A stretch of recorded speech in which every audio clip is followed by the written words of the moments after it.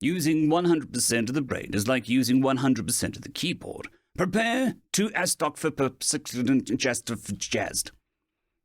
Ulrich winced as the first psychic glance hit him. He was an old hand at this, but mental impalement was one of those things you just never got used to. He reached a trembling hand for his flask. He was already off his ass, but the motion itself was soothing now. The subconscious wards were doing their thing now. They'd either work just like they always had, or they'd fail. And if they failed, the last thing that would go through his mind would be a piece of lead the size of a corn dog. Fortunately, it worked. What the feck? He paused his lips and nodded knowingly. It was a weird situation for both of them, but it was about to get a hell of a lot weirder. Howdy, how are you? A series of tingling sparks went up his hand. His motor cortex was reinforced to hunt back, but he knew what an attack on it felt like. Vecca was going for the easy telepath hack and making him kill himself. Rude. He mentally swatted at the source of the tingle. He wasn't a telepath, but as long as things were happening inside his own head, he had a decent amount of control.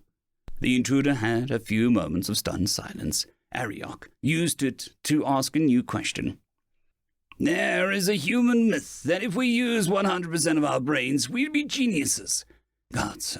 Thing is, I can use 100% of my brain, and I can tell you, it's pretty crap. You know what they call people like me? He took another sip from his flask. Grain alcohol. If they were going to make him drink this swill, couldn't they at least spring for something with flavor? He didn't even like booze. Just made the next part easier. But what? Came the wary reply. Epileptic. He looked down at the flashlight in his hand, and he hit the setting button twice, once to turn it on, and again to set it to flash.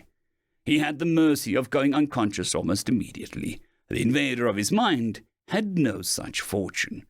White spittle formed on hard lips as sympathetic pulses traced through its synapses, as its brain experienced a problem it had never evolved to handle. The paramedics were already sprinting for him. They had less than 2 minutes before the heat build-up caused irreparable damage, and they needed every second for this to work. If any of his hostages had been in worse condition, he wouldn't have stood a chance.